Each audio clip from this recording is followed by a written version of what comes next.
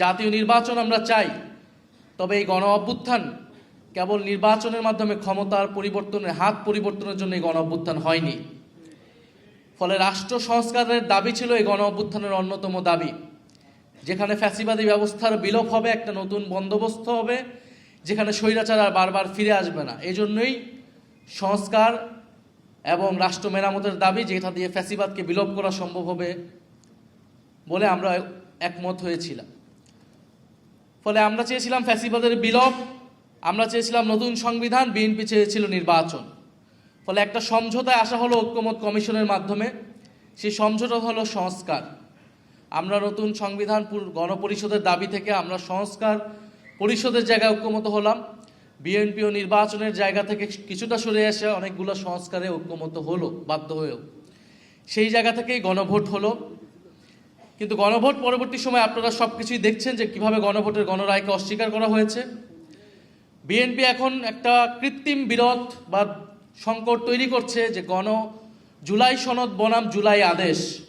তারা বলছে জুলাই সনদ তারা অক্ষরে অক্ষরে পালন করবে, কিন্তু জুলাই আদেশটা অবৈধ, যে জুলাই আদেশের ভিত্তিতে গণভোট তৈরি হয়েছিল, গণভোট অনুষ্ঠিত হয়েছিল।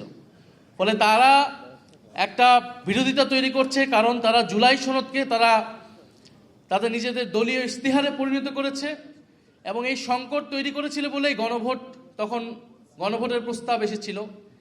এবং গণভোটের মাধ্যমে এটাও বলা হয়েছিল যে সংবিধান সংস্কার পরিষদ করা হবে, কারণ এই যে মৌলিক এগুলা সংবিধান সংশোধনের মাধ্যমে সম্ভব নয়। সংবিধান সংশোধনের মাধ্যমে সংবিধানের ফ্রেমওয়ার্কের মধ্যে কোনো মৌলিক পরিবর্তন সম্ভব নয়। সেটার জন্য একটা গাঠনিক ক্ষমতা এই সংসদকে দিতে হবে, যার নাম হবে সংবিধান সংস্কার পরিষদ। ফলে জুলাই সনদ বাস্তবায়নের পদ্ধতি এটাই হবে। কিন্তু আমরা দেখেছি সংসদে তারা নতুন করে একটা মুলতবি প্রস্তাব এনেছিল, যেখানে তারা বলার চেষ্টা করছে জুলাই সনদ কোন পথে বাস্তবায়ন করা সম্ভব। জুলাই সনদ কোন পথে বাস্তবায়ন সম্ভব সেই আলোচনা ঐক্যমত কমিশনেই হয়েছিল। ফলে প্রধানমন্ত্রী এবং তাদের প্রতিনিধি হিসেবে ঐক্যমত কমিশনে সেই সময় যারা ছিলেন, বর্তমান স্বরাষ্ট্রমন্ত্রী, তারা সকলেই কথার বরখেলাপ করেছেন। তারা তাদের নিজেদের দলীয় ইশতেহার দেওয়া সেই ইশতেহারের বরখেলাপ করেছেন, জুলাই সনদের বরখেলাপ করেছেন এবং গণভোটের গণরায়কে তারা বৃদ্ধাঙ্গুলি দেখিয়েছে। এটা সকলের কাছে এটা স্পষ্ট হয়েছে। এটা আমাদের দুর্ভাগ্য।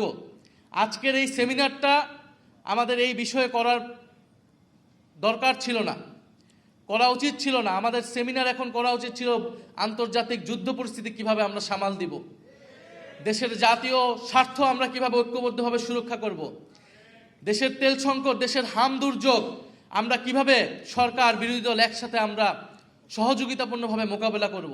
আমাদের সেমিনার এখন এই বিষয়ে হওয়ার কথা ছিল।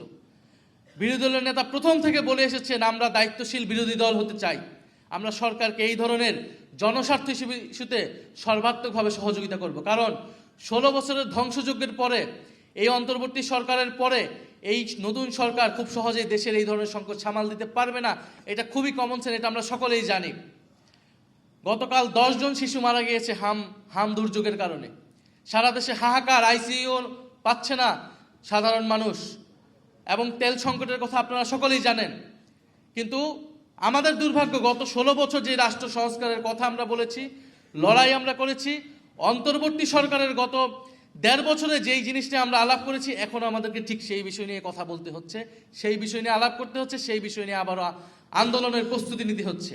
এবং জাতিকে এই দুর্যোগে টেনে এনেছে বিএনপি। ফলে বিএনপিকে এর দায়ভার এবং এর পরিণতি ভোগ করতে হবে।